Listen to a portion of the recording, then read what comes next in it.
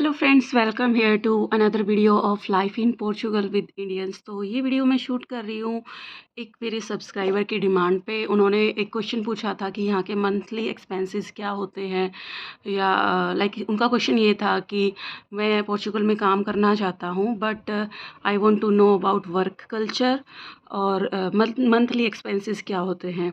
तो इन दोनों क्वेश्चंस का जवाब मैं आपको इस वीडियो में दूंगी। आई होप मैं आप उनके क्वेश्चन को, या बहुत सारे जो व्यूअर्स जो देखना चाहते होंगे या जानना चाहते होंगे, उनके इन क्वेश्चंस को सेटिस्फाई कर पाऊँ। तो first of all, monthly expense जानने से पहले आपको ये पता होना चाहिए कि यहाँ पे सैलरी का क्या सिस्टम होता है। लाइक इंडिया में ऐसा कोई मिनिमम वेजेस फिक्स नहीं है कि हाँ आपको उतनी ही सैलरी मिलेगी, लेकिन पोर्चुगल में क्या है, मिनिमम वेजेस फिक्स है। तो फॉर 2026 जो मिनिमम वेजेस फ़िलहाल हैं वो 920 यूरो ऑन एवरेज हैं।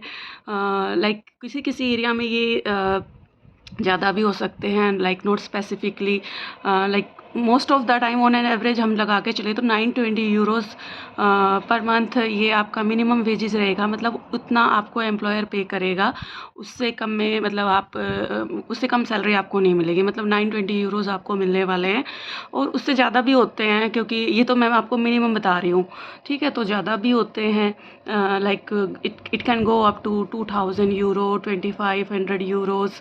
तो ये as per your capability, as per your क्या स्किल्स हैं आपकी, उनके ऊपर भी डिपेंड करता है।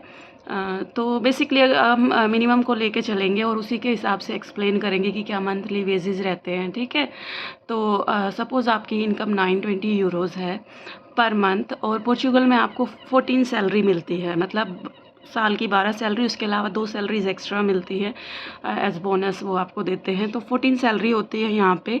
उसके अलावा जो दूसरा बेनिफिट यहाँ पे होता है, आपको मील कार्ड दिया जाता है एम्प्लॉयर के थ्रू।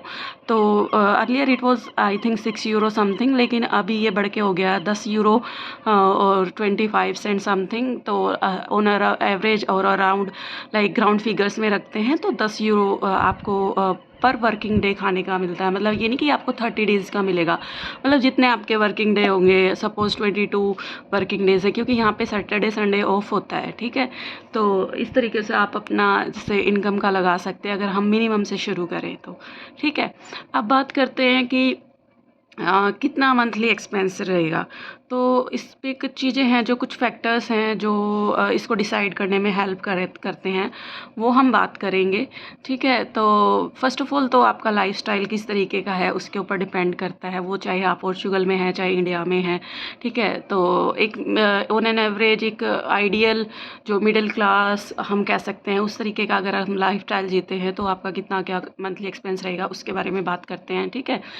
तो फर्स्ट ऑफ ऑल तो भाई यहाँ पे रेंट का होता है मेन खर्चा जो होता है। रेंट जो लोग इंडिया से स्पेसिफिकली मैं कहूँगी अगर आते हैं तो उनको रेंट थोड़ा सा एक्सपेंसिव लगता है, बट रेंट का मेन एक्सपेंस है, क्योंकि यहाँ पे क्या होता है कि एजुकेशन फ्री है। अगर आप पोर्चुगीज़ मीडियम में बच्चे पढ़ते हैं तो एजुकेशन फ्री है, मेडिकल फैसिलिटी फ्री होती है अगर आप गवर्नमेंट हॉस्पिटल्स में दिखाते हैं, ठीक है। तो रेंट का मैं आपको बता देती हूँ। वैसे रेंट्स के स्पेसिफिक मैंने एक वीडियो बनाई भी हुई है, आप उसको भी देख सकते हो, उससे और अच्छा आपको आइडिया होगा, लेकिन इन शॉर्ट मैं आपको बता देती हूँ, ठीक है। तो जैसे आप प्रॉपर 2 BHK 1 हॉल इस तरीके का घर आप रेंट करते हो तो उसका एरिया वाइज वैसे डिफरेंट होता है, बट ऑन एन लाइक एक एवरेज स्ट्रक्चर मैं आपको बता देती हूँ। तो आपको उसका 1200 to 1400 यूरो आपको उसको रेंट पे करना होता है। और कई बार एग्रीमेंट में इलेक्ट्रिसिटी बिल इंक्लूडेड होता है, कई बार नहीं होता, वो आप चेक कर लेना। बट मोस्टली जो है वाटर और वाईफाई ये इंक्लूडेड होता है रेंट में, ठीक है। तो वो तो जब आप रेंट करोगे तो एग्रीमेंट होगा, तो उसमें आप टर्म्स एंड कंडीशन देख के कर सकते हो, ठीक है। तो अगर सपोज़ आप फैमिली के साथ आ रहे हो तो आपका रेंट में इतना जाएगा, ठीक है, अगर आपको इतना बड़ा मतलब घर आप लेते हैं, ठीक है। उसके अलावा यहाँ पे लोग शेयरिंग में भी रहते हैं। सपोज़ आपका एक फ्लैट है जिसमें 2 रूम है, हॉल है, किचन है, तो उसको अगर 2 बंदे लेते हैं तो शेयरिंग में भी लोग यहाँ पे रहते हैं। तो अराउंड वही 500, 550, 600 यूरो में आपको एक रूम और फुली फर्निश्ड रूम मिलते हैं। मतलब कुछ भी वैसे गद्दा वद्दा खरीदने की ज़रूरत नहीं है, अलमीरा वगैरह होती है। किचन मिल जाता है फुली फर्निश्ड, तो वो होता है। और उसके अलावा तीसरा ऑप्शन जो होता है, जैसे यहाँ पे क्या है कि भाई रेंट वगैरह का सिस्टम ज़्यादा है, क्योंकि काफ़ी इमिग्रेंट्स रहते हैं, तो लोग एज जैसे अपने हॉल वगैरह में क्या करते हैं, बेड्स लगा देते हो, वो बेड भी आप रेंट कर सकते हो। और यहाँ पे ऐसे कुछ बुरा नहीं माना जाता शेयरिंग में रहने को, कि हाँ मतलब थोड़ा सा थोड़ा हम डिस्क्रिमिनेट करें या उस तरीके से, ऐसा कुछ नहीं है। मतलब सब लोग अपनी ज़रूरत के हिसाब से रूम लेते हैं, तो वो आपको सम टाइम 350-400 तक भी मिल जाता है।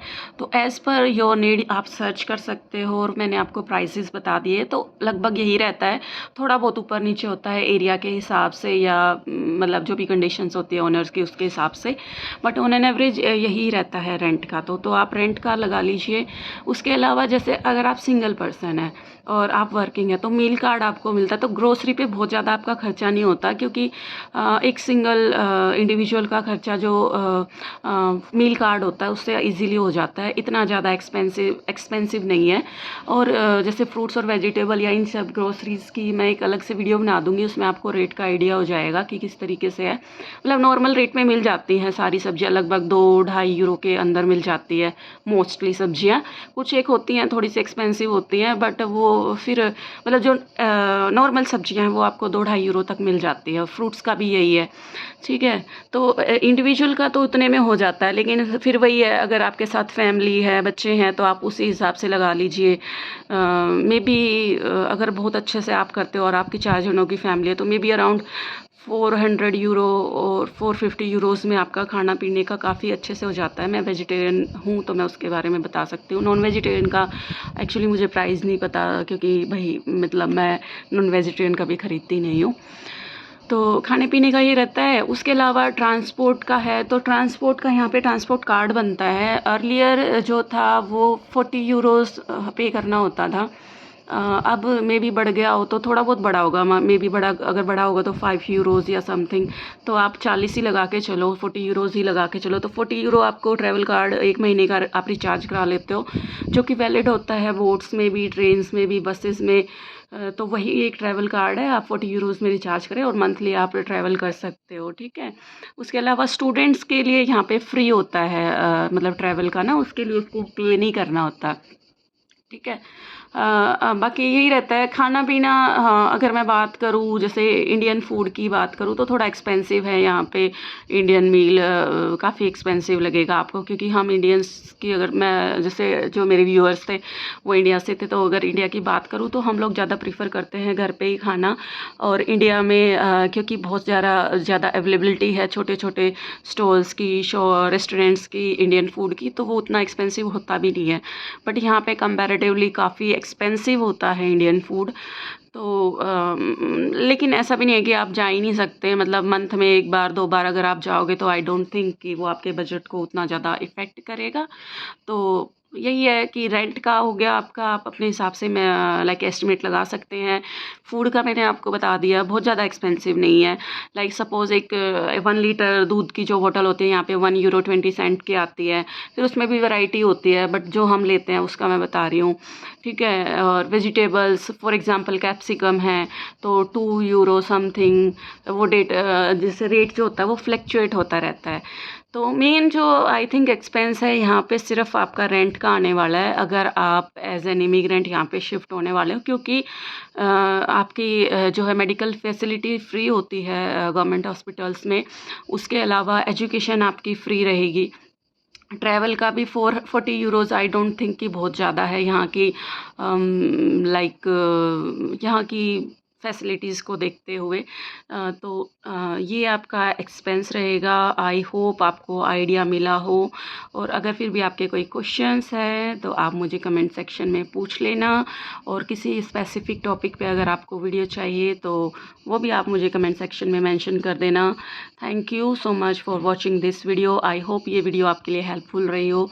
Thank you so much, bye bye.